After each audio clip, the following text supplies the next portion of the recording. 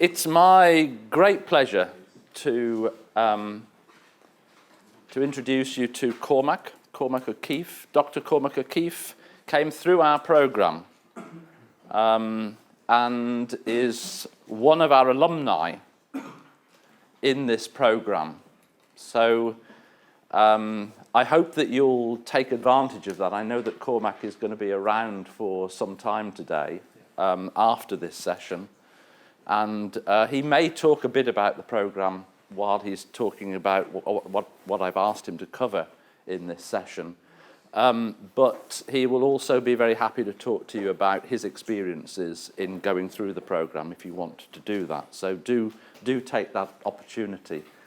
I had the pleasure of being the internal examiner for Cormac's thesis. And I was delighted by the way in which Cormac presented the data that he had within that thesis.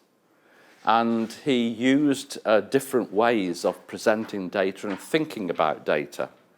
And he was focusing on data that was both qualitative and quantitative in nature. And so he was looking at something which was actually quite complex with regard to data. So I thought it would be a wonderful opportunity if Cormac would be willing to come along here and talk to you about that, talk to you about what he did in terms of his approach to data, and also to give you some ideas of the ways in which he was thinking through and visualizing data. Because I know that that's one of the things that often you may be experiencing within your own work when you come to put data together. How do you make that accessible to the reader? How do you make that accessible to others who are going to look at your work, not just people who are going to examine it necessarily, but to a wider public? So, Cormac, thank you very much for coming along today. I'm not going to say anything further, but just to say welcome back. We're delighted you're here, and we look forward to hearing about your thoughts about data visualization. Thank you. Well, thank you very much for the introduction. Okay, so I was from cohort 4. Okay, so there you are. So I graduated last year, so I can prove that it can be done. Okay, right. So thank you very much for turning up, and thank you for being here. So hopefully I'll have something to share with you, something of interest. So don't ask me to talk about data visualization. So, and as you can see here, I looked at, my thesis was a digital ethnography. Okay, so digital dimension and the ethnographic dimension aren't always things that are associated, but I did attempt to associate them. So there you go. Now, in terms of questions, please feel free to ask questions at any time. I'm quite happy to have this not necessarily as a formal presentation, but also as a conversation and a talk. And so if there's any moments where you're not sure about something, or you have questions, or you want to challenge what I'm saying, I'm more than happy to stop and discuss that at the moment. Okay. Or alternatively, we can have questions at the end of discussion. Good. Anyway, so I'm going to be looking at data. Okay. And so looking at what data are, because data, what are they? I think it's important to problematize the notion of data before we start using them or talking about them, or more importantly, producing them or looking at what other data people produce. So I've got a quote here from Bowker and Starr about how it's about the ontological dimension of data and how it's not neutral, it's not technical. But there is a great deal of that the choices that you make when you work with data have very real consequences. Either when, for example, if you work in learning and education, the kind of data you produce has very serious consequences, but also the data that you get from other people, how you use that and how you accept it. Do you accept it at face value or not? Okay, but I'm sure that's obvious. And Bowker and Starr, it's a very good reference. They've done lots of work on classification. Okay, I'm looking at visualizations. Okay, and looking at how what do visualizations do? Okay. And so visualizations don't just show data in a different way. Visualizations remove things as well. Now I'm going to look a bit about my thesis to show you kind of in situ about how I did it and how some of the problems I faced and some of the ways that I attempted to resolve those problems or answer those questions. So looking at controversy mapping. So controversy mapping comes from STS, or does anyone know about STS? Or okay, I've done studies in technology and science. That's one definition of it. Actor network theory. You guys involved actor network theory, material semiotics. Okay, so it's kind of belonging to that school of thought. All right. So the idea is to look at controversy. So when things don't work, when things break, and that's a really interesting point to start an investigation. Okay. Also, I looked at assessment. So my thesis was on digital, on e-assessment. So I was looking at different sites. So there's a quote, from Alfred Binet, what exactly is an intelligence? Okay, it's what tests measure. And so a lot of my thesis was partly problematizing the notion of how does one assess. Okay. Also theory and methodology, so I already spoke about that. And also I specifically used what's something called trace ethnography, which is a fairly new type of ethnography. It's from about 2011, so fairly recent. Praxeography. Praxeography dates back. It's a bit older, about 2002. Anne-Marie Moll. And also software studies. Okay, so we're looking at the work of Kitchen and McKenzie. All right, and which links in very nicely to a kind of material semiotic approach. And then also looking at centers of calculation. And so when I refer to centers of calculation, I'm really referring to the sites where e-assessment takes place. These places where the project of metrology or creating chains of inscriptions is very important. Okay, so I realize I'm using lots of technical terms there that will require some unpacking. But so if you have any questions about that, please let me know. So is that fine or? Last one, can you just or are you going to talk about what it is? I will, yeah. But centers of calculation, it's actually a term from Bruno Latour. Talking about, well, as the name suggests, places where values are translated into facts, okay? But also through the process of quantification and rendering things countable, okay? So, for example, taking social or social material practices and making them things that can be counted and then transformed. Okay, so... Okay, so good. Just a little bit about the thesis, all right? So here are some of the questions I asked. Well, how are technologies that e-assess adult literacy skills enacted in European policy and practice? And so I was looking at the European dimension of it. Also looking at the notion of standards and how standards are made and how are standards deployed through assessment, okay? Because standards are a key part of any kind of assessment, particularly e-assessment. And also looking at how are data produced? How do we produce these data?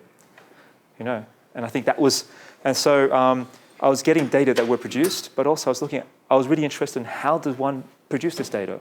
Okay.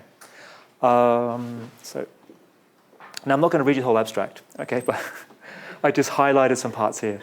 So I was looking at trace ethnography, which was quite interesting, which I thought was quite useful, because trace ethnography is looking at the traces that are left online.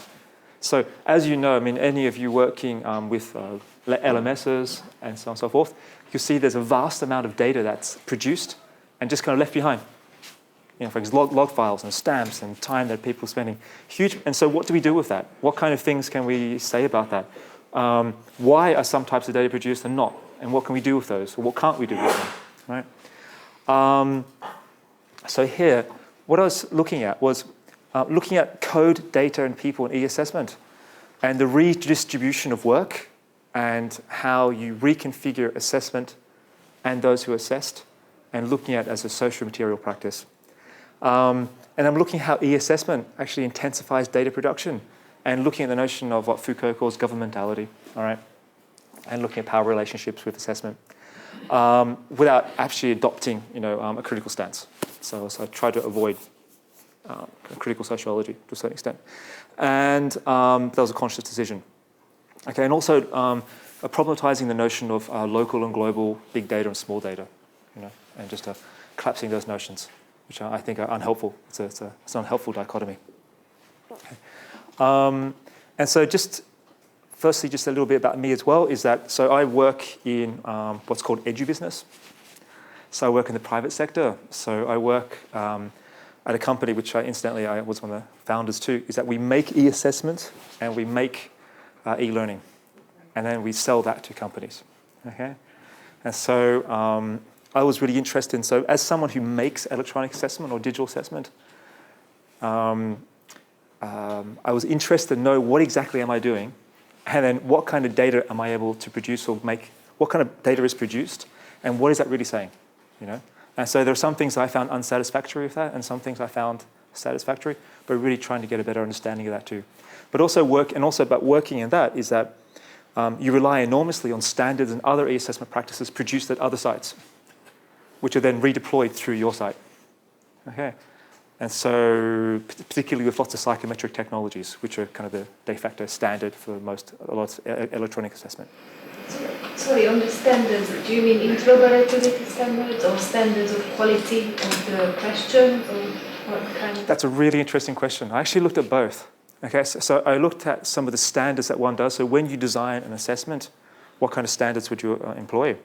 Also, what kind of standards are you constructing out of the assessment data? You know, for example, this is in a standard level. This is a standard way of producing assessment, and these are standards that we can then redeploy in a school situation or a university. So these are the standards that we expect to have. But also interoperability, for example, SCORM. Okay, so I looked at the role of SCORM, and I looked at the role of SCORM as a coded actant, and the way that SCORM is a standard, but also it reproduces certain ways of knowing, certain ways of being, and certain ways of assessing. Okay, which are often just assumed, partly because they're coded into the LMSs and also to the authoring tools that people use to make assessments. You know, and so they can define what's possible, or sometimes what's even imaginable. So that's really cool. Yeah. Okay, so here. So I looked at 2 assessment stories. So what I was looking at Organisation Z. Now, Organisation Z is a relatively small company, very similar. I found a company that's very similar to the one where I work at. So they produce language assessment. Okay, and so they're a small company based out of France. And then I looked at the OECD. So everyone's heard of the OECD, I imagine. Okay, all right. And so I looked at one of their tests. It's called PIAC. Okay, it's a very big assessment. And also, I believe they're trying to make one called Ahelio, to try to do the same thing for universities. So I looked at the notion of skills, which is often more a metaphor than a really sort of definable construct, and then how how skills are assessed electronically, and then the use of language use, because often it's mediated through reading and the use of language. So when we say skills, we're actually referring to a very specific type of skill in a very specific context with a very specific history. And then so I was looking at multilingual literacies and the notion of literacy and the relationships between those, or the lack of relationships between them. And then both organizations, even though they're very different, so this is what you'd call a local and this is what you call an international organization, they're very interested in the return on investment in training. So looking at ROI, okay, return on investment, and they're looking at the rate of return on education and training, okay, which is another way of saying human capital, okay. And so both of them are looking at the notion of human capital. So how does one get from a test in front of a computer to making statements about human capital and what people can do and they can't do, okay. All right. Okay, so all right. So what are data? All right. So that's like a title from Rob Kitchen. So if you haven't read that book, The Data Revolution, I highly recommend it. It's a very good book. Okay, and he really does explore the notion of data and answer lots of questions about it, and pose some very interesting questions. Okay, so Rob Kitchen, he's actually a geographer. Okay, so if anyone's interested in looking at notions of space and spatiality, also a very interesting author, and anything to do with code. So he has another book called Code Space, which looks at the role of code as well. Anyway, so now here is that, do we collect data or do we produce it? Now that may seem really obvious to most of you, but I know that when I was beginning, that I did have a reflex to talk about collecting data and gathering data. And then I came to the, well, that's my idea now, is that data is not collected or gathered, it's produced. You know, it's a conscious act or unconscious act of creation. We make data. Okay, it's not collected, it's not out there. Okay, it's constructed. Now, Kitchen talks about data versus captor. All right. Now he says that the etymology of data is something which is received. And so the idea to problematize that is that no, data is something that is taken. It's something you go out and that you get, in a sense, but you make. All right. So looking at the notion of captor and data. So he coined the term captor, which is not very commonly used, I admit. But looking at the notion of data and say, well, what are data? Let's just not assume that you go out and find it, or somehow that data is something that emerges. Or okay, it's something that's constructed all along. All right. Okay. Okay. So looking at the notion of scale. Okay. So going back to the notion of big data and small data, I'm not really convinced that there's any difference between big data and small data. Do you know what I mean? Also, some of the kind of ontological and epistemological assumptions that go into the claims we make about big data. That if you just get a big enough data set, then all of a sudden answers will start to emerge from it, or you'll be able to know things that you couldn't have known before. Okay, and so there's a little network diagram, and then another network diagram just kind of exploded again and built up on. Is that what really is the difference? Is that you have networks within networks, and it's what Marilyn Strathern, who's an ethnographer, anthropologist, talks about cutting the network. Where do you cut the network? And how do you go from this local to global, macro to micro? Okay. In one sense, is that what we're really interested in is to look at the connections from one space to another, and how those networks are constructed, and how those networks form and shape themselves.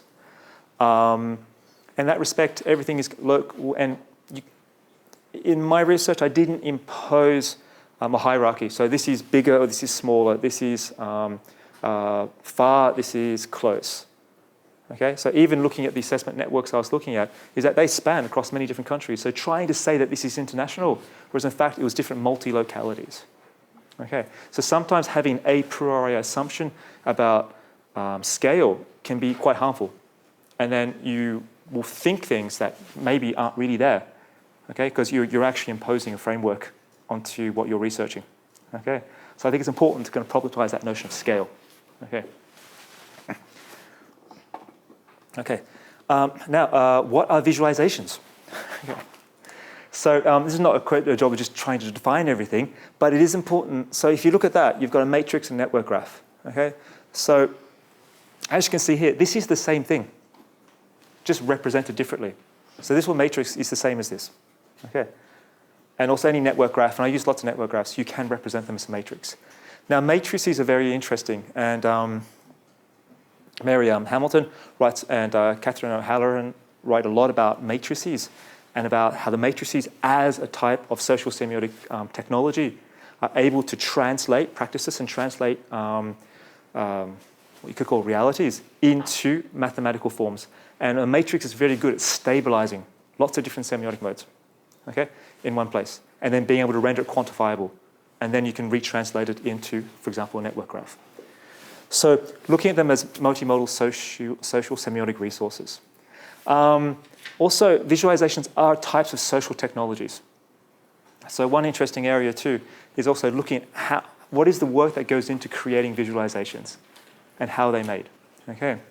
And then Latour talks about the relationship between visualization and cognition, and how visualizations are a form of social material inscription, and how these inscriptions are built up to represent certain ways of knowing certain relationships and not others. Okay. So one thing is that if you are going to use visualizations, I know that in my thesis and also during the Viva, I was challenged on the notion, why did I use visualizations? What was I trying to show? Okay. So you will be challenged, and quite rightly so, because when you make a visualization, what are you putting in? What are you including? What are you excluding? All right.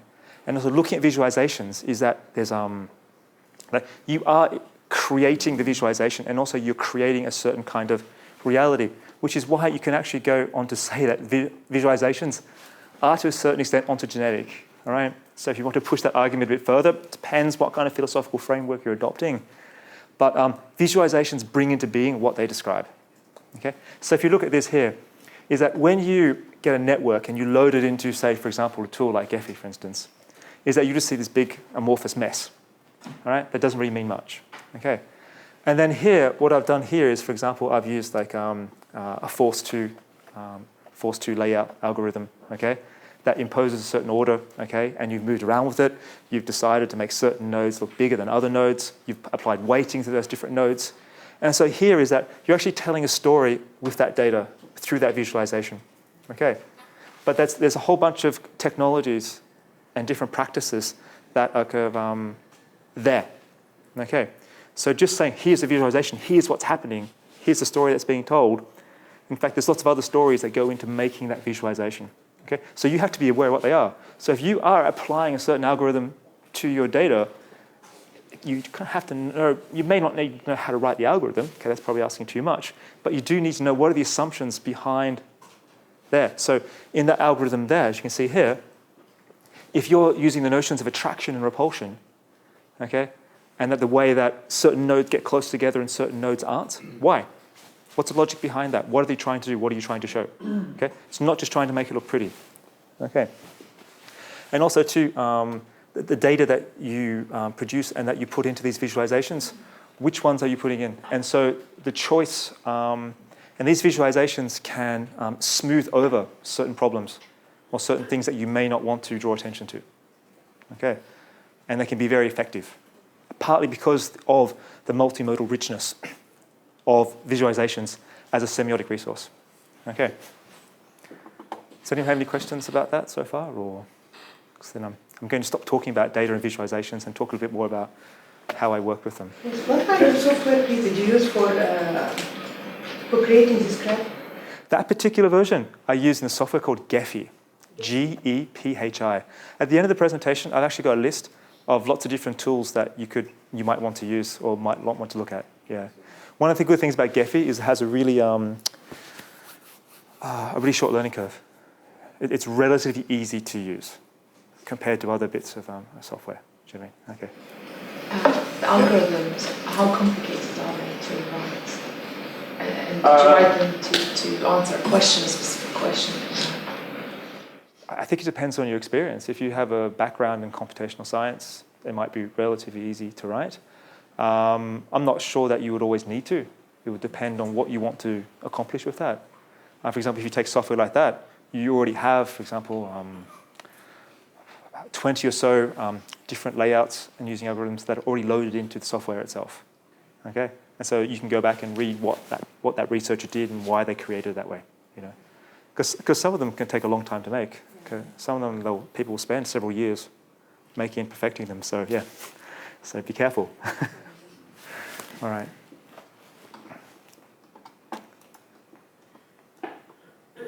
Okay, so here. Here's the same graph. So going back to this visualization. So this is a visualization, and my supervisor at the beginning wasn't even sure if I should put this in. They're going, oh, I don't know about this. I mean, what are you trying to do here? You know, it's why couldn't you? In some ways, and I think it was a healthy challenge is that you could have just described what was happening here. You could have spoken about it. You know, because what I did here is that I was looking at a controversy, which I call an uncontroversial controversy, partly because the absence of certain voices and how there is something that's very problematic in this project of assessing literacy and creating certain standards, but there's not much talk happening about that. And so looking at the absence of certain voices. So there are many voices in this network diagram that are absent. Also, too, it's stuck in a certain period of time. So these were newspaper headlines that I downloaded from newspapers over a 1-week period. And then I took them and converted them to text files and then loaded them into some software called Actor Network Theory Text Analyzer. And the Actor Network Theory Text Analyzer uses something called the Alchemy API, which is n-gram processor. So what it does is, you know what n-grams are? People in linguistics? Okay, n-grams are a way of passing parts of speech. Okay, so what you can do is, for example, you can get, for example, to be or not to be. Okay, so you can get to, or you can get be, and then to be, and then you can make another n-gram with to be or, and then another n-gram with to be or not to be. And so what it will do is it will scan the text, and then would it just be a word by itself, or would it be a chain of words? Okay, so you can see certain collocations, and you can group those collocations together, and then you can make those into certain entities. Okay, so the Actor Network Theory Text Analyzer uses that, and then what it does is it makes certain assumptions about words and documents actually being entities in themselves, and not just dependent on the author, on a person. So it has a very kind of material semiotic approach to what actually is an actin. So an actin can be human or non-human. Right. So here you've got, for instance, the smaller nodes, which I'm afraid you can't see here. It's blurry. But here, for example, that would be the newspaper. Okay. So for instance, here that would be the Washington Post. Then over here you can have the Guardian. Then here you've got some of the American newspapers. And so US adult skills. These are the terms in those headlines and those articles. Okay, so bring those out. So in a sense of who are the actors, what are they talking about, and what are they talking about in relation to adult skills and the assessment of adult skills? And what are the terms that are coming up? Okay, so in a sense it's kind of relating to kind of going into discourse analysis to a certain extent. And I could have adopted maybe a pure discourse analysis perspective. But what am I trying to show here? And so, and also I'm not showing how it changes through time. And so, for example, one thing this network diagram doesn't show was how nothing was happening before the 8th of October. And then the week after that, nothing was happening again. And however, in software like OKeeffe, you can actually make short movies where you do actually show the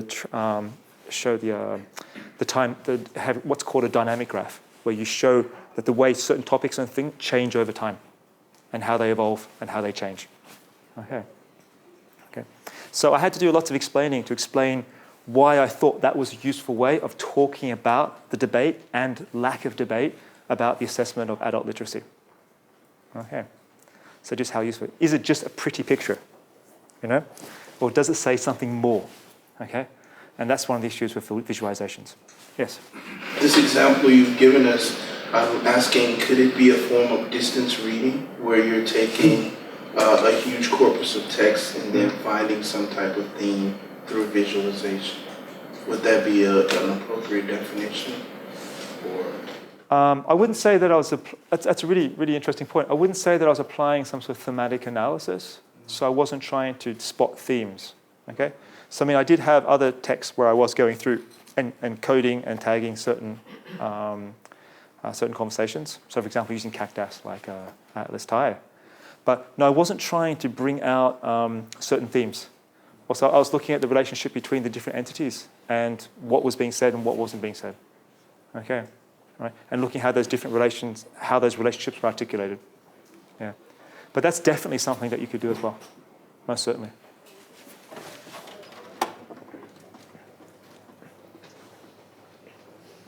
Okay, so here, what I was looking at practices of measuring. Okay. So does anyone here work in e-assessment or do much with e-assessment or, yeah, to a certain extent? Okay, all right. So because one of the sites I was looking at, they look at assessment of English as a foreign language. Okay, has anyone done an assessment of English as a foreign language in this room? Yeah, okay. So you've done a TOEIC or a TOEFL, or maybe you've taught people for it. So you know that. For example, if you live in the UK, I was surprised lots of people in the UK don't know about those tests because it's not part of your imaginary. But if you live in other countries, it's actually a really big deal. Getting a good score on a TOEIC or TOEFL can mean the difference between getting a job, changing country, going to university. It's a very big thing, okay? And then looking at the OECD and looking at the testing that they do. And then what struck me were the relationships between them. And these relationships, which are, as far as I could tell in the literature, are rarely or very rarely put together. Okay, and so how these essentially psychometric technologies for assessing language use share lots of common methodological and technical assumptions and practices. And so what I wanted to do too was to demonstrate that, but also I used this as a heuristic for myself, same way with network graphs.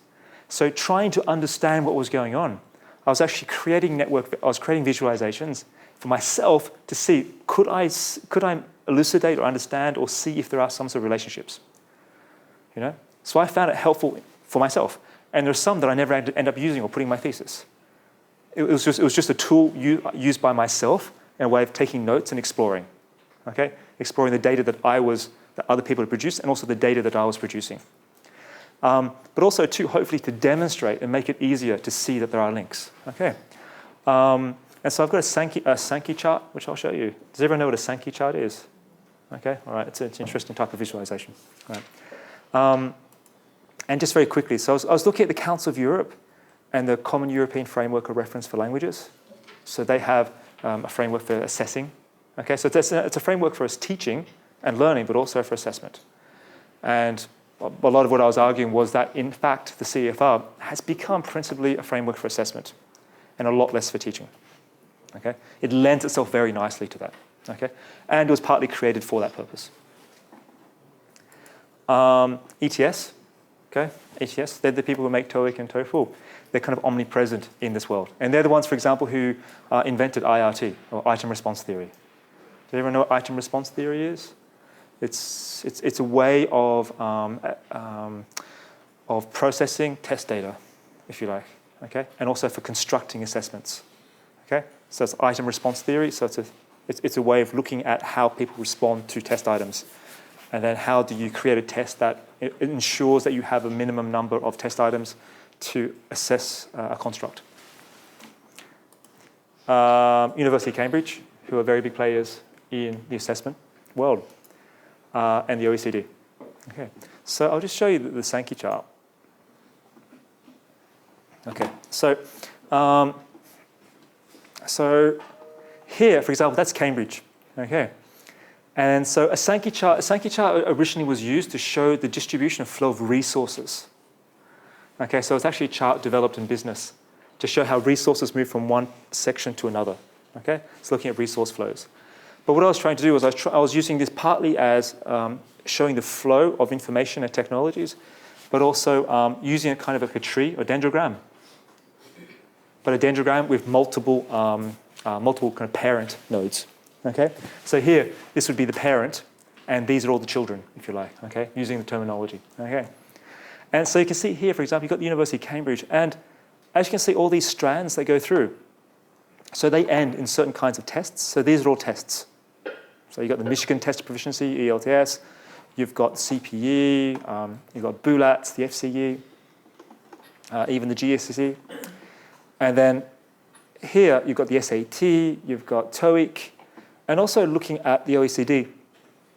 And also looking at the relationship between the assessment of multilingual literacies, for example, the assessment of English as foreign language or different foreign languages, and the assessment of literacy, okay, for what we call native speakers. And looking at how these different organizations, for example, looking at ETS, how ETS spans this divide across here.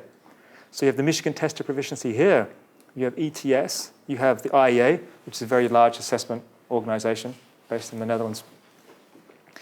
And the OECD, and looking at the confluence of these different technologies used to assess. Okay. Do you have any questions about that, or? Just a quick question. So in the left, they are all organizations. Yes. They are all. They understand as an expert that how tests work, or they create policies. And in the right, you have all the tests, and you're just mapping. Is that what's happening in the right? These are the organizations that work on the construction of these tests. Okay, so for example, here you have Pearson, who here looks like a very small player, but that's because they're only recently becoming heavily involved in testing. And so you'd expect over time for them to become much larger. So for Pearson launched what's called the Pearson Test of English only very recently.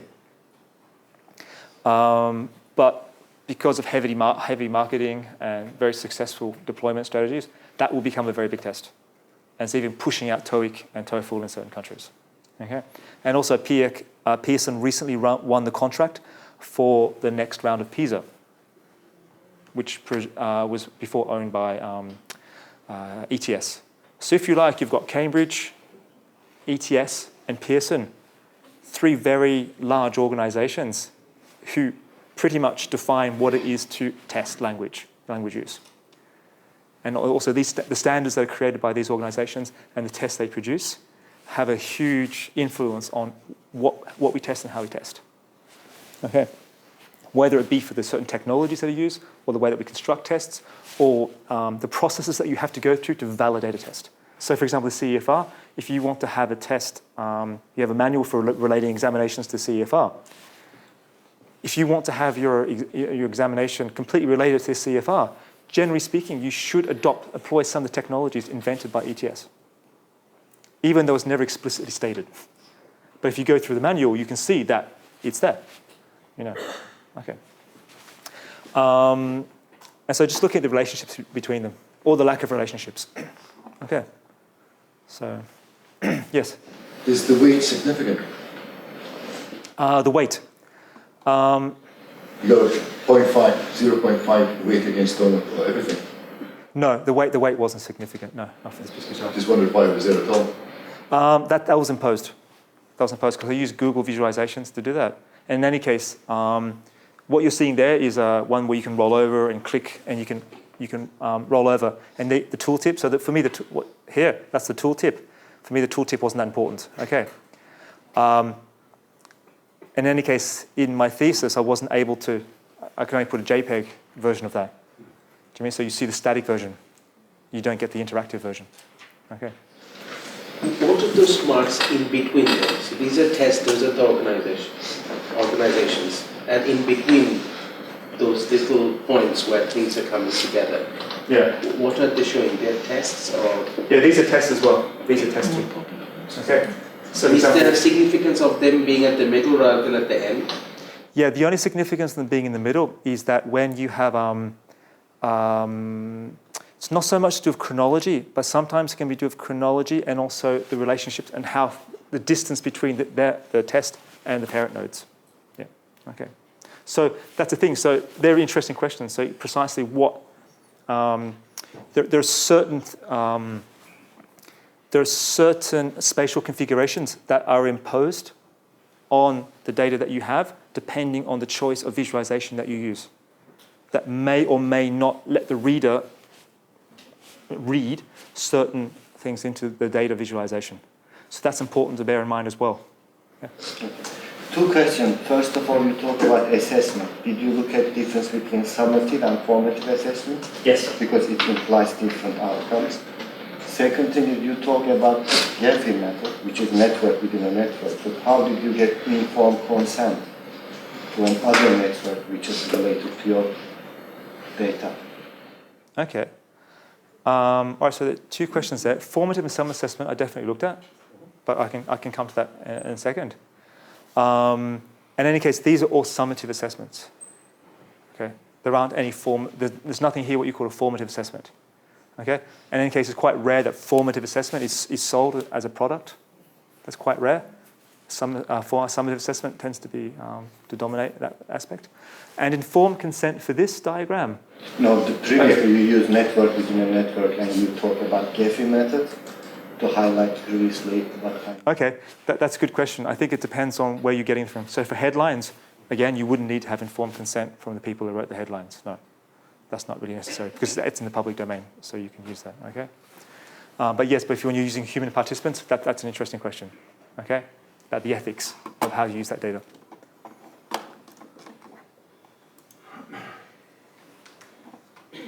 Okay.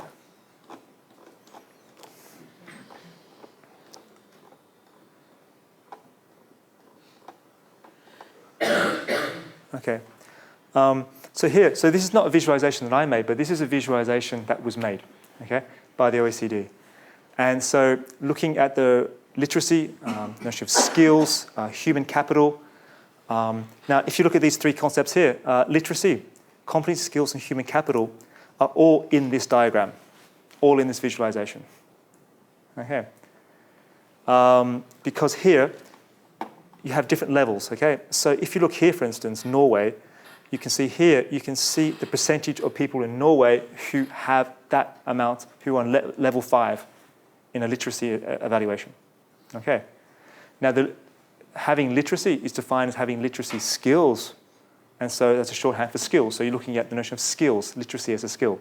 That is the ability to read, okay? As defined by the construct of this test. But also, the OECD who produced this visualization, for them, they're not really measuring skills. They're measuring human capital. Okay, that's really what they say. We're not interested in skills. Skills are just a way of producing a measure of human capital. That's all it is. Okay, that's the ultimate aim for it. Okay, and so looking at how these visualizations work, and so what's one thing you notice instantly about this visualization? That's not just talking about skills or human capital. Wales isn't even on the map. It's so far to the left. Yeah, there's not every country.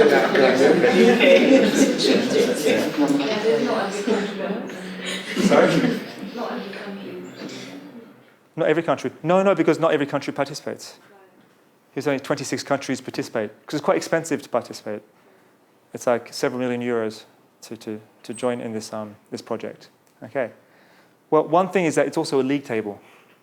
Okay, it's a rankings. Okay, so you see here, some countries are stronger than others. Okay, so you can see here, Japan and Finland. Okay, they're the ones who do very well. And then here, you've got Italy, Spain, and France, which are generally always at the bottom in these kinds of assessments. Okay, so one thing too is that, and then I'll go back to the quote earlier by Ben Williamson. Is looking at the different social orderings and the political projects that go into classification and ordering and ranking. Okay, and so this visualization is not just giving scores and giving test data. It's also imposing a certain classification of countries by the ability of their populations. Bearing in mind that within each of these populations, you're talking about roughly about 5,000 people. Okay. For each country, but then that's the data is imputed from the rest of that. Okay, so that's something that's also like a rhetorical device of this visualization, which is very important, and that's certainly something that the press pick up on. So when the press talk about the test data, that's one of the first things to pick up. Where are we compared to everybody else? Okay, in the same way that you would for university rankings. Okay.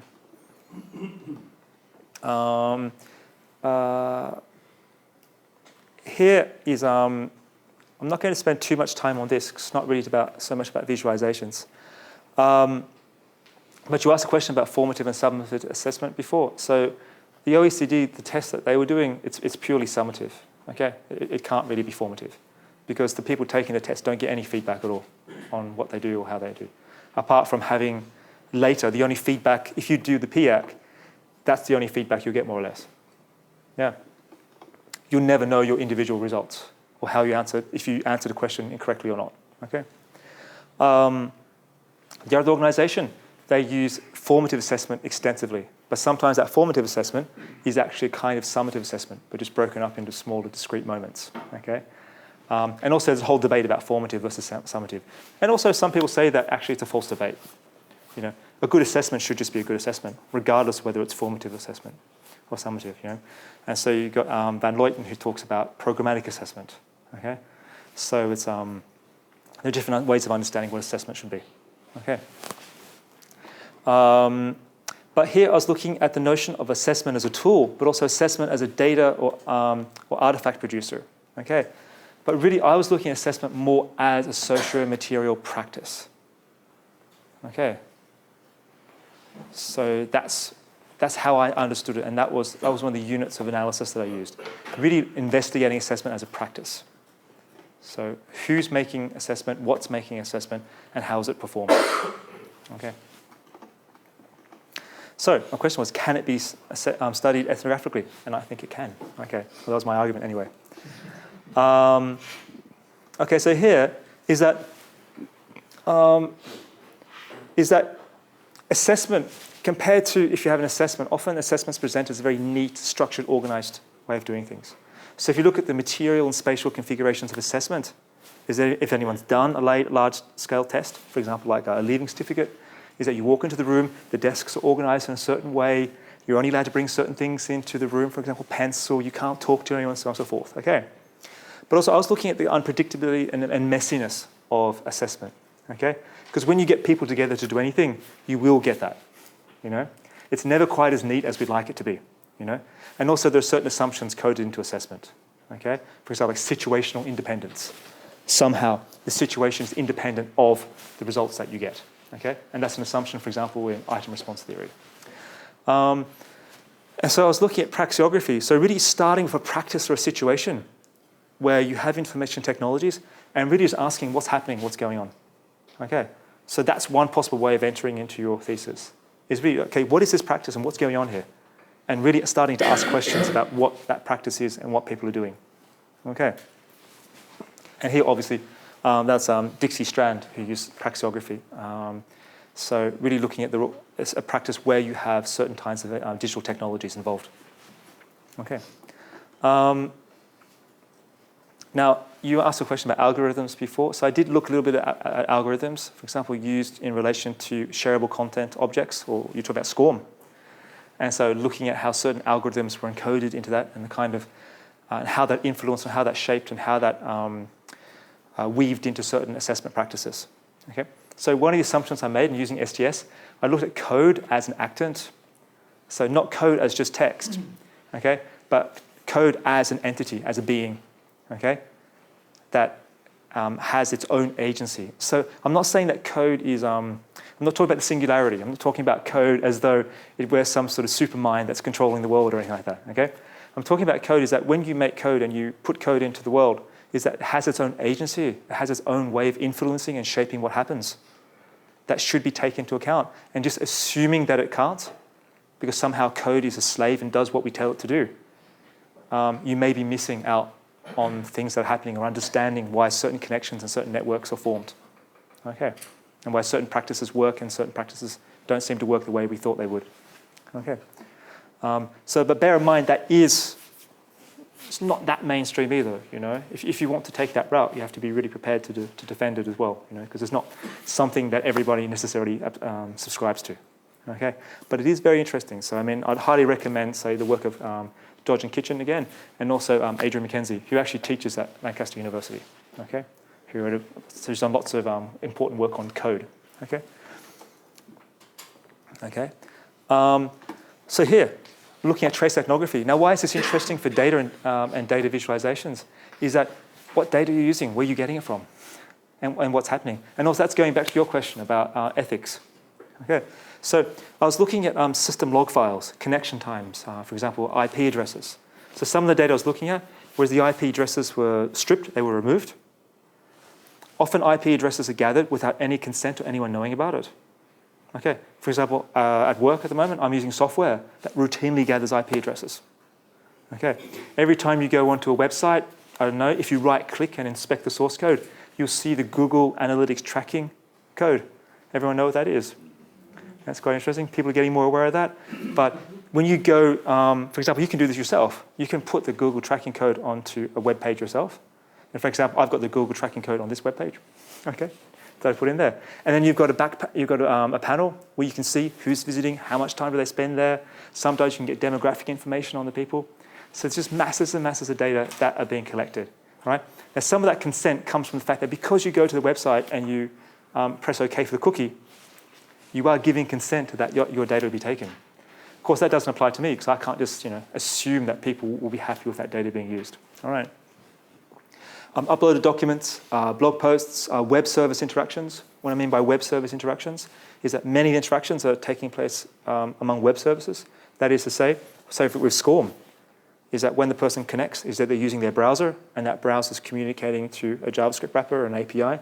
And so you've got lots of communication going on between software that exists in the browser. That's not before it even goes to the back end of the database, right? And so looking at the communication and what's happening between those different web services.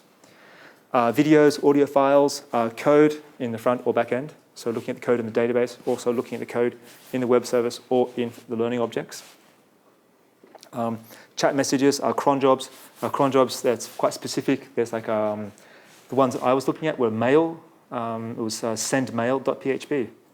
So that was the software routine that was be sending out emails to learners. Okay, hey, you've got a test. Do your test now. Okay, and keeping people enrolled in a certain network. Okay, and so looking at the role of that cron job in maintaining a certain actor network together. Scores, for instance.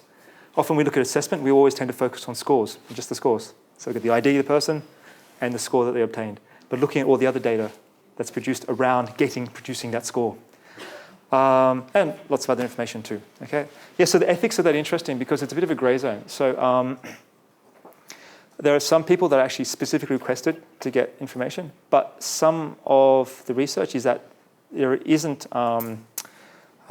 any specific requirement to get that data. And also you coarsen the data, so you can get information in the log files where you can completely anonymize the data. But then again, are you really anonymizing it? It's a tricky thing. And there have been many scandals in the past where people thought the data had been rendered anonymous, but someone found a way to trace it back to those people. So that's something to be concerned about too.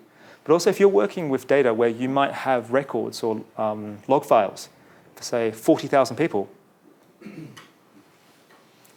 how are you going to go about getting informed consent from 40,000 people for your log files? Okay, so that's another problem too. Okay, so it's, yeah. You mentioned earlier about data not being captured, constructed. How is that sort of relevant in these fields? For example, the scores. I may be investigating a lecturer who has a test, Moodle, whatever, and I capture the test scores. I think it's capturing, but you're saying it's constructing. Is that I'm getting it wrong, or? No, you're not getting it wrong. It's not so much that. Is that that data is produced, and so why is that? Why is the data in the form that, for example, that data would presumably be in a matrix? Okay, so why was it produced in that specific way, and what data are you getting, and what data you're not getting? So, for example, if it's assessment data that you're getting from an LMS, what parts of that experience have been captured, and what have not been captured? Okay, so you're not just going out and collecting and downloading that data from the LMS. Is that data was produced for very specific reasons, with very specific assumptions about what we should get. And also some of the data you're getting is what we can easily get, right? Not necessarily what's interesting or what we might find useful, And so sometimes you can commit what's called the fallacy of ease of representation, where you can think that, okay, I've got this data that I produced, and therefore I can say that that's why this is happening, but no, it's just that because you've got data that's easy to find. And so we have sometimes a tendency to look at what's easy to get, okay? So the fallacy of ease of representation. So you can make like a non sequitur, okay? So what have you got and why have you got that data? And so here with the log files, okay, is that, for example, if you take time on task, I was talking to someone, Phil, yesterday about time on task. Okay, I'm going to use time on task, that's really interesting, because that's something that the computer can record easily, right? So why you're using that partly because it's easy to get. I can use it. Is it particularly interesting? So for PIAC, they were doing secondary analysis of time on task. So if you're using time on task, is that bear in mind, if you're using that, then actually you're buying into a specific psychometric concept. Okay, that's invented by psychometricians. And that you're saying that you can establish a correlation between the time that someone spends on a task and their score. Or can you? And there's lots of research being done out there, and sometimes the results, well, in fact, you could be surprised at just how uninteresting sometimes and how irrelevant it can be. So you can find that someone who doesn't spend any time gets a bad score. Someone who spends 10 minutes on it might get a good score, or they might get a very bad score. Do you know what I mean? And then you've got maybe like a nice curve of normal distribution where you've got some people in the middle. So really, what is that time on task telling you, and why are you going to be using that? But isn't the point of learning analytics in big data or small data, or whichever term you want to call it, is about triangulating it with other forms of data that's available in the big pool, and then maybe trying to find some relationships and associations or linkages? I don't know. That's definitely one way of doing things, for sure. And so adopting some sort of mixed methodology approach where you can, and so Brian Maddox at the University of East Anglia is looking at ethnographic observations of e-assessment events, and then looking at the log files, and then juxtaposing the log files, what's happening in the log files, and what's happening when someone's actually observing the e-assessment event, okay? And looking at different ways of getting a bigger, a better, more complete, perhaps a more complete picture of the e-assessment event. So that's definitely one way of doing things. However, I don't know, in my own experience, I've noticed that lots of learning analytics doesn't necessarily go that far, because doing that is very expensive and time-consuming and complicated. And that when you log on and you see a dashboard, okay, you've got, for example, the score, you've got completed, passed, not attempted, okay, which is generally generated by SCORM objects. So this is data invented back in, these categories invented in 1999 on a presidential order of Bill Clinton, okay? And so these are technologies invented by the Department of Defense, for training soldiers initially. So why are we using this? And then often that's presented as a dashboard. You get little graphs and little bar charts, and it tends to stop there. Do you mean? because it's easier to get that data as well and produce that data, because do you actually want to go back and observe 40,000 people doing an online test? Do you know what I mean? And then getting that, then what can you say about it and how confident can you be about it? So yeah, but looking at traces. So it's also having better understanding what these traces are, what traces are being produced and why they're being produced and what can we reasonably say about those, So yeah. Okay. And also looking at the traces produced not just by human, but also by coded actants as well, okay, which are becoming more important as well. So here, I was just looking at the assessment stories. So there's another visualization that I made. Now, I didn't use anything fancy to make this visualization. This visualization was actually made by scanning through lots of documents and then building it up by hand. Okay? Now, partly I use this visualization to get a better sense of what this actor network was. Because often we talk about PIAC, we look at the OECD and PIAC. But looking at the role of all these different organizations and all these different people and non-human actants involved in creating this test. So as you can see, it's quite a big one. So quite a diverse, spread out network. But also one thing that you won't notice there is that at one point you have to stop.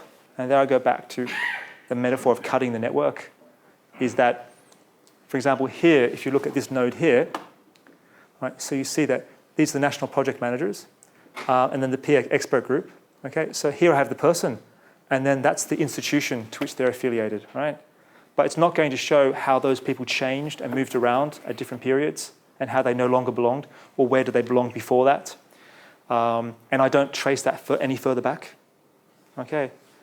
But what I did try to do was put in the role of institutions and people and technologies and machines, and to put those together, and just to impose a certain kind of ontological flatness on that. Okay.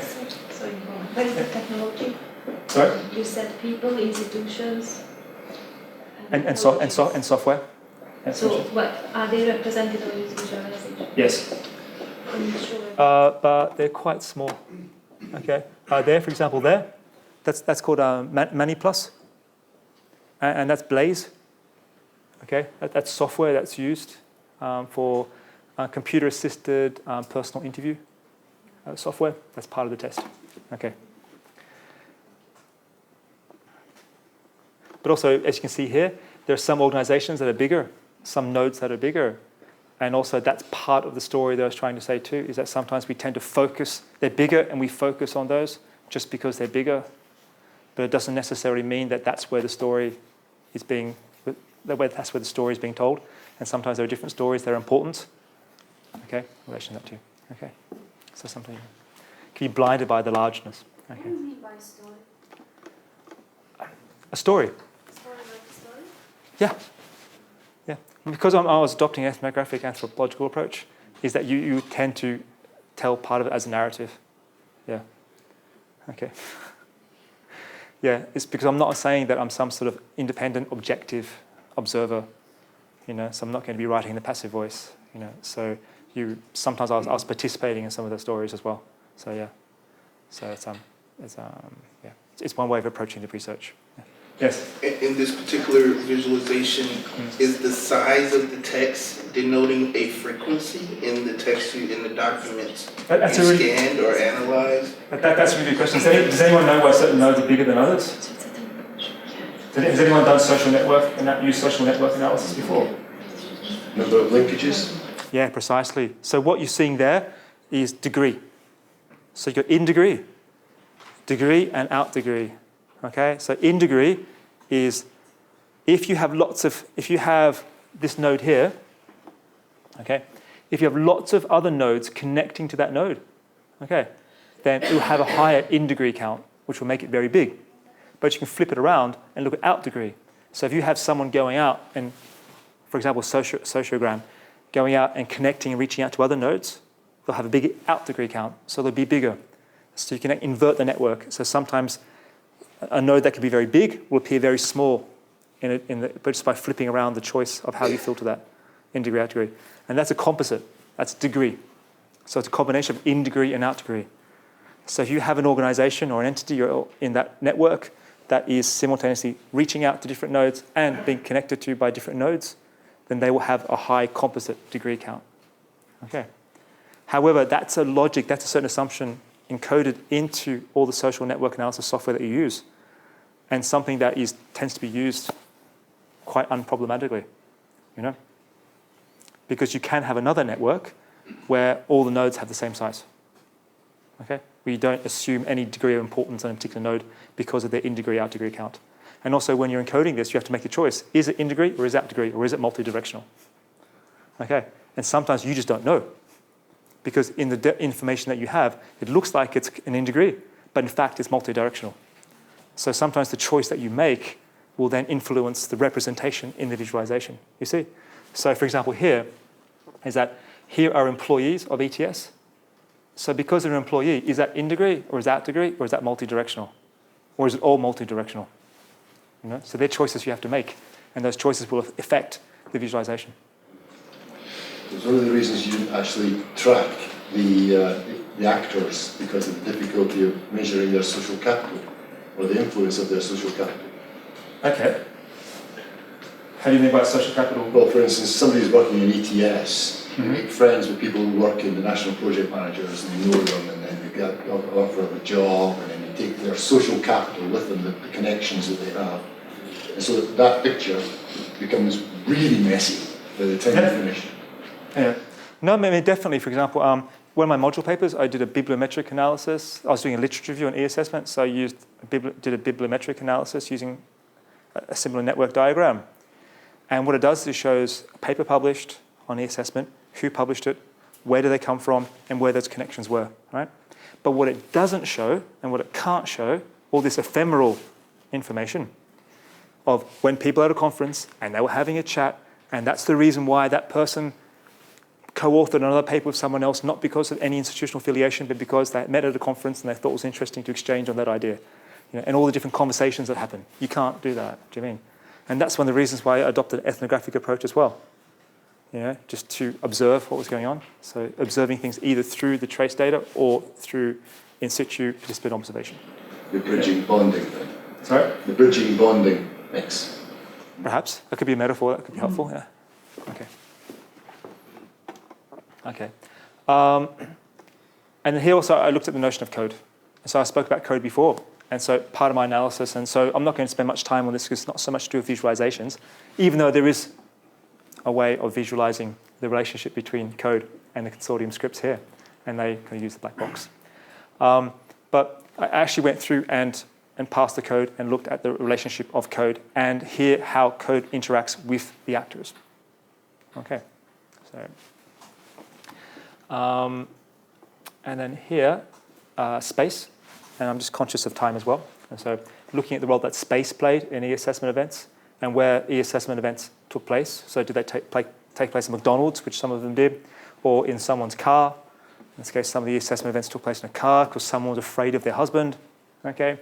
Things like that, because they went to do the assessment and the husband said, no, I'm the man, I should do the test. And they go, yes, but we use systematic random sampling, so it's your wife who needs to take the test.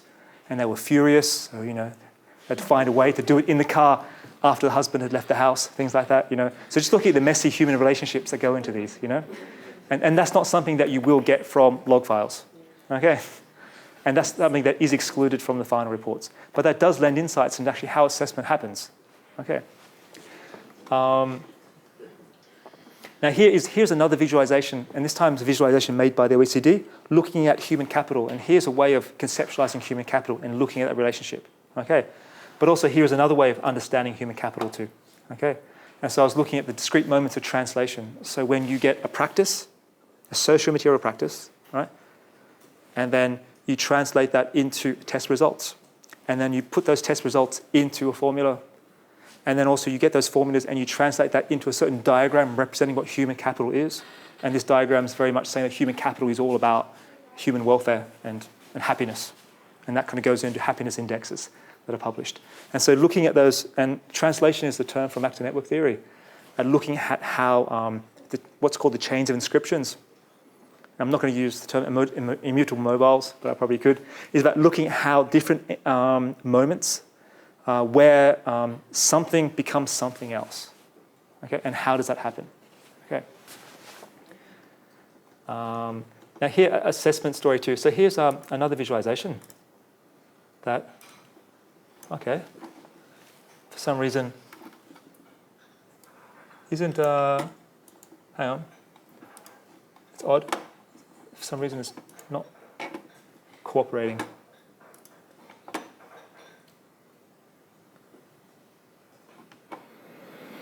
Okay, what am I using here? Explorer is Oh, it's an Explorer, that's why. Okay. Should have known that. Copy. Try Chrome on this. I have a problem with computers. Firefox would be in the old programs. Okay. Well, anyway, it's a bit different, but I'll give you the link and you can have a look later. Do you mean? But so here, well, there you go. So the software used in the browser didn't really cooperate with the software here. So this is using. It actually looks a little bit nicer normally, but this is used. I didn't use this in the thesis though because it's the interest in that is I'm using what's called D3JS. Does anyone know D3JS? It's a D3JS. It's a collection of JavaScript libraries. So you don't have to be a coder to use it, of course. But if you are comfortable with editing HTML and a little bit of JavaScript, you can have fun with it. And even JSON. JSON's much easier. But here, this is the small local organization. And so here, as you can see Sue here, okay? Now, I can move Sue around. Now you can see that Sue, as you can see, she's surrounded by lots of different assessment objects. And these assessment objects, here, I can find one for you. So these assessment, and see here, I didn't use degree or in degree or anything. All the nodes have the same weight and the same size. Okay.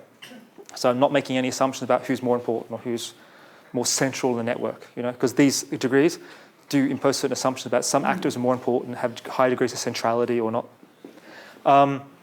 So you can see here, Sue is part of a network of assessment events and actants.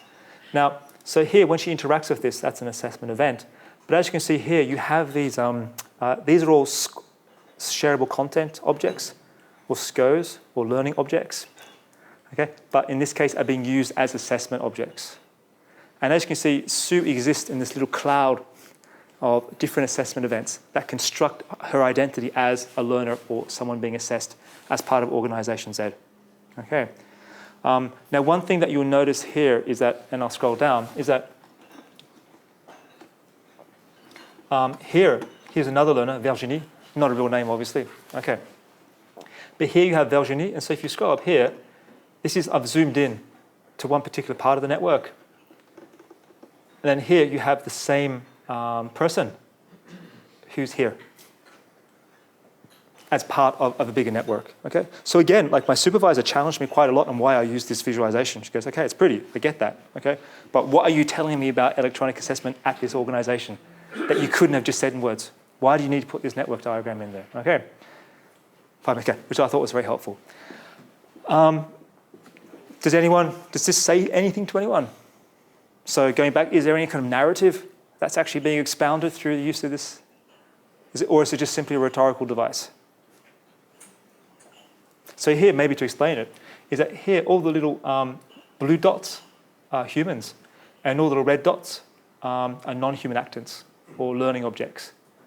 Is there anything that anyone notices about this network, even though it's not super easy to see all the details? There's no right answer, so it's not like you go, no, you didn't have enough time or to study it properly. There are more objects or technologies than there are humans? Well, yeah, there are lots and lots. So the ratio of people to coded actants is quite imbalanced. So the average person will go through and they might have, say, several hundred interactions with coded objects and maybe 12 or 10 with human beings. Okay. However, that's mostly invisible. That's not really observed because we don't see that. The learner will see that, but then again, sometimes the organization may not. Okay, and also the teacher may not even pay attention to that because the teachers tend to focus on their interaction with the learner and not everything that's going around. And also too, how the learners are isolated, and that it will call it a network, but it's very far from what you might call network learning or network assessment. Is that they're not interacting with each other. Okay, they're interacting with the coded objects. Okay, and so visualization can be one way of showing that, because another way of visualizing this information here was this. Okay. So it was basically from a spreadsheet. Okay.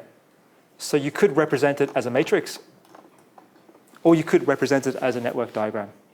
And so what are the advantages, what are the disadvantages of representing as a matrix, or representing as text, or representing as a diagram like that? Okay.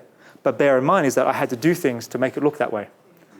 And so being able to, especially for a PhD, is being able to explain and demonstrate why you made certain choices, why you did it that way, okay? And not black boxing, and that's an STS term, not black boxing, all of the thought and all the processes that went into making it that way. Because in a sense, that's almost, it's unintentionally dishonest. In a way, you're going, well, you know, I did lots of work here, but I'm not going to tell you what I was. And so that way, I'm excluding or shutting certain things out, or choosing to emphasize certain dimensions and minimize others. Now, I've got 5 minutes left, so what I'll do is I'm just going to race towards the end. There's will be discussion about, you know, why look at the assessment, you know, the notion of a certain sampling logic or pixelated assessment, to use a term from Van der Vleuten. If you're very interested, if you're looking at assessment, that's a very interesting reference to look at. I highly recommend it. He comes from clinical assessment for assessing doctors and nurses. So some tools. Okay, so for making these. So you can actually have a lot of fun with these, and also you can waste insane amounts of time. So be careful, okay? You know, I mean, I was writing one module paper, and I think I must have spent about 60% of the time just teaching myself how to code some part in XML, and going, oh my God, now I've actually got to write this up. Okay, so just watch out for that, all right? So that's D3GS, really interesting. Massive range of different visualization technologies. So if you are into data viz and you enjoy it, then yeah, you'll enjoy using this. It's HTML, tiny bit of CSS, lots of JavaScript, but also it uses JavaScript libraries. So you don't actually need to write the JavaScript yourself. You know, you can kind of tinker it with it. And it depends what you want to do. If you want to make a visualization that someone's already thought up, you can just modify the data. And the data can either be in JSON or it can be in CSV format. So it's fairly simple to use sometimes. However, sometimes you will find is that the way that someone else has chosen to visualize data may not be exactly what you want, and you want to start changing that because you realize that there are certain problems with that. Okay, because it forces you to tell something that you may not want to say. Actor Network Text Analyzer. There are 2 ways of using this. You can either write to the people, because I was working with some people from Sciences Po, which is a university in Paris, the Medilab, and so they gave me access to their version of it. Or if you're quite comfortable if setting up a development environment, you can install the source code from GitHub and do it yourself, but that's a lot more technical. So, you know, so sometimes you might just want to write them a nice email and they can set up an instance for you. Gephi. Gephi's like very, very famous. It's open source, easy to use. You can download it. There's a new version, 0.91, that came out this year. And there's a big community of people who give advice, and there's lots of tutorials online, so you can learn how to use that too. And it's very good for producing network graphs that you want to print and put into a document, because you can get high resolution and get lots of detail, and they look quite nice. And also, some people call it Photoshop for social network analysis, because you can actually make them more readable, which is important. Okay, because you don't want a network visualization that is illegible, you know, so unreadable. Sorry. Node XL, it can be very useful. It's Windows only. Gephi's Mac and Windows, but that's very good if you're using data from Excel and you want to convert that. And one good thing about, I use Node XL sometimes to get data from Excel and then convert it to a graph format, which you can then import into Gephi. So that was quite useful as well. All right. Tags Explorer, that's really interesting. That's made by Martin Hawksey. So he uses a combination of Google, D3GS, and that's for using Twitter. Now, I didn't actually talk much about it in my thesis, but I did use that. And what I was doing, I was using following Twitter conversations. So that's actually something that he made where you can follow Twitter conversations in real time and map that and see what's happening. So it's free to use and very interesting. So if you're looking at social media and specifically looking at Twitter, that's a fantastic tool. Okay. And also you've got the Google Charts API.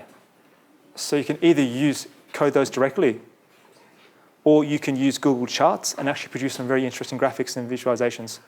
But some of that's more useful if you want to have a presentation where you want it to be interactive. So you want the user to scroll over and get the information and search the information for themselves. If you're going to print it out, where it's going to be static, sometimes it's not as useful, because some of the data, some part of the visualization will be lost because of the mode that you're using. Whereas this is very multimodal. Okay. And then I just have some references at the end, and yeah. And so just a very special thanks to Lancaster University for organising this and having me over. And thanks to you listening to me and for your great questions. Hope I didn't talk too much. Okay, so, thank you. And now I'm going to pass it to Don, because Don has some things I want to share. Thank you, Cormac.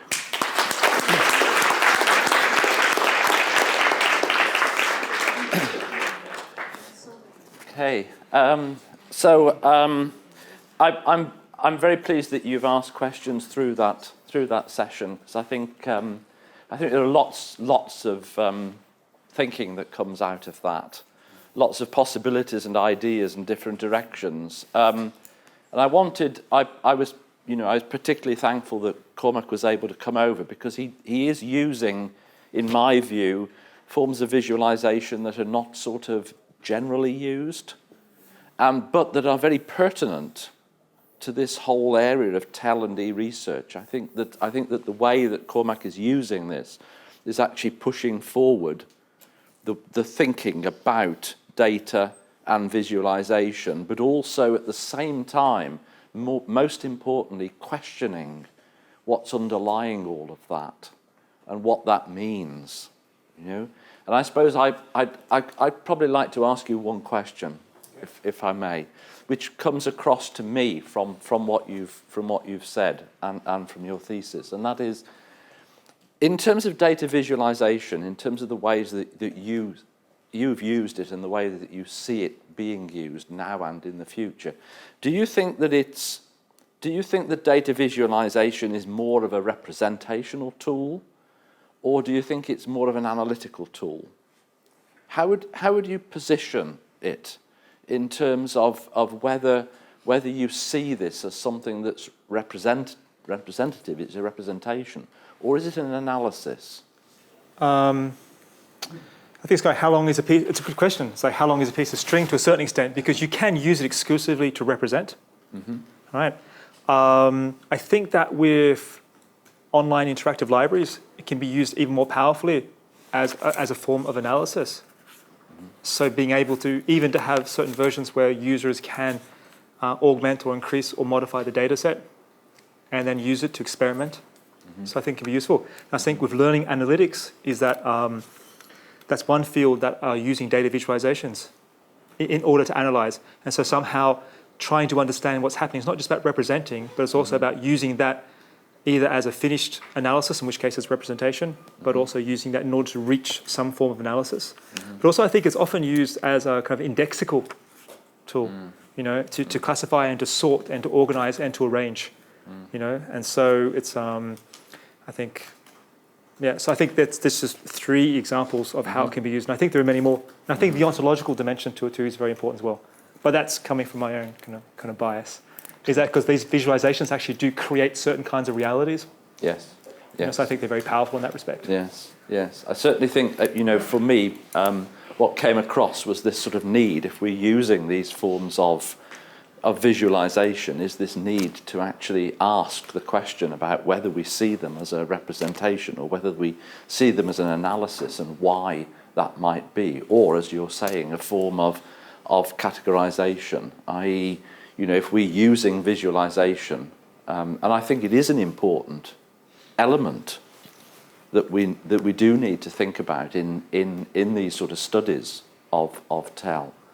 Exactly what it is that we're focusing on there, and the sorts of questions that we need to ask of those when we're putting them in. And just one thing too, maybe one thing I didn't draw out is that I was looking at e-assessment, which is very much a quantitative project, and because we're looking at qualitative, quantitative in that area, is that if you're using visualizations, then straight away you have to be aware that you might be adopting a qualitative approach, but you're really going into a quantitative or quali-quantitative, if you like, area. Because as soon as something's in a matrix, even if you do have text and strings, you are very much going into something where it's mathematical, And so that's something that you have to be aware of. So if you're using, for example, phenomenology or something on a certain approach, you have to be aware that you may actually have some issues with that and that there may be some inconsistencies that you may be okay with, but that your readers may not be so okay with. So that's something to bear in mind.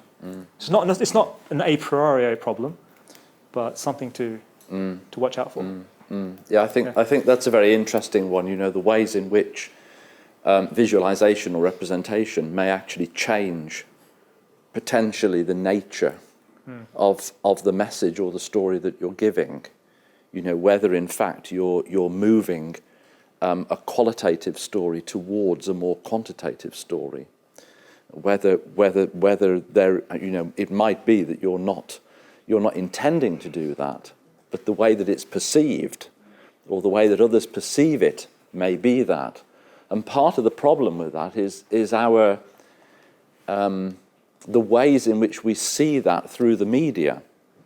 So, you know, the media actually has an enormous amount of responsibility with regard to data representation and data visualization, which I think to some extent they recognize, and maybe to some extent they actually use, either appropriately or inappropriately.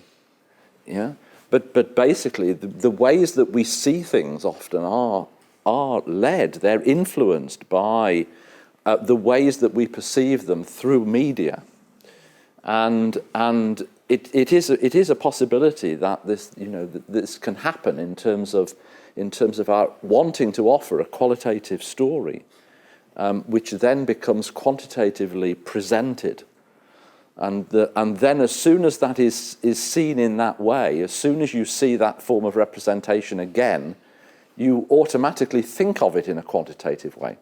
So you're led, you're influenced in that way. And I think I think for me that was one of the things that was interesting in terms of what you were doing, was this way in which there was a sort of a wrestling, if you like, for that you needed to wrestle with this idea of the extent to which you were taking on board qualitative data and quantitative data, and trying to represent that and visualize that in ways that showed that fundamentally as it was. Because the important thing, of course, in a study, in a thesis, in an academic work, is that you're representing it as faithfully as possible. You want to do that in order not to misrepresent. And that, I think, was, for me, was a very interesting one. So having seen the ways in which Cormac was wrestling with that, I've now got a small, because of the fact that Cormac was looking at assessment and e-assessment, I've got a small test for you. It's a very small, short test. Okay.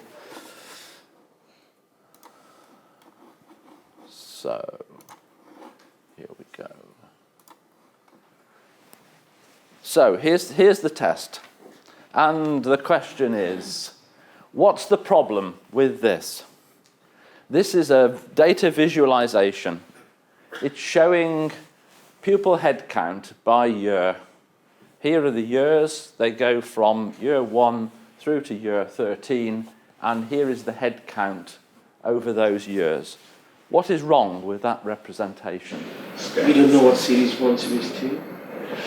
Well, you could, I mean, what I've said is series 1 is the years and series 2 is the head count. So I think that's okay. Although it would be good if it was properly labelled. Yes? The granularity of the scaling means it's fairly meaningless between 8 million and 8.5 million. Okay, so that's one problem. Although actually it's arguable that you should have that scale on it. Right? Because if you only show this part of it, although you can get the granularity out of it, it doesn't then actually indicate the scale and scope of it. So there are two counter arguments there. Do it logarithmically. There's one thing that is fundamentally wrong with this. We don't know which people are we talking about. The higher education, secondary school. Yeah, you're not clear about that from the chart. That's true. That's not stated. Is that there's the implication of a relationship because you've joined it by lines? What does the line show? Continuity. Continuity. What are the data telling you? Discrete events. Discrete events. Right? This is a common fallacy. This is one of the... You see this in the media all the time. They give you data which indicate that there's a continuity, and there isn't. These are discontinuous data. Right? This should not be represented in this way at all. It should, in fact, be represented as a histogram. Right?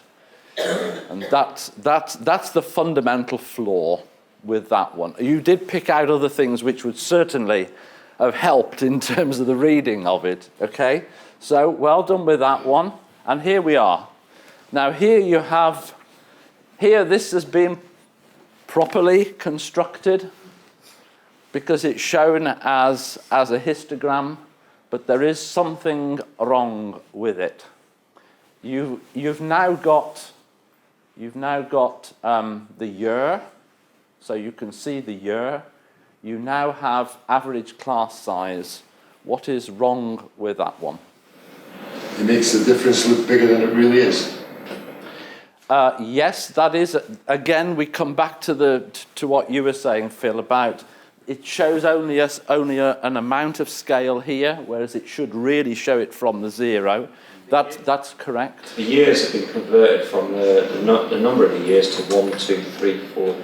That's correct. So it's in terms of ease of reading, it's not good. That's correct. There's something else. Why would you have people as in 0.3? As in you usually have a class size of 4 people. Yeah. So that's a problem. Averaging produces part people. Right. Which is an interesting one. That's one, and there's another flaw. There's a prediction at the end. Exactly. There's a prediction here, which is not shown as a prediction. Right? These two here, we can't know these numbers. Right? We cannot know those, and yet they are shown in exactly the same way as the others. So this is a prediction. It is showing a trend based upon what? Right? What is it based upon? And again, this is typical of the media. They will produce a trend line, and they won't show you why or how that trend is actually developed or where it comes from. The assumption here appears to be that you get the same amount of growth year on year. Yeah, which of course is it right or is it wrong? It's just a notion. Yeah. But again, it's this idea that we always get growth. It continues on and on and on, and that is a major problem. Okay, well done with that. So. We're just on coffee time, so which is very good. So again, one of the things that I always think about when I'm in this sort of session and I'm chairing them, you as a chair you have the possibility of having a chair out to the front, where you sit alongside the presenter, or you can just discreetly go into the audience. Now, for me, one of the really good reasons for going into the audience is you can heckle. If you're a chair at the front, you can't heckle, can you? It just doesn't look right. Yeah, you can't do that. So I thought I'm going to go into the audience because then I can heckle Cormac throughout the session. But you notice that I didn't heckle at all. And I reckon that this is one of the things that you can visualize, if you like, or represent, that the amount of heckling can be proportional to the quality of the presentation. So, again, thank you, Cormac, for coming and giving us your experience.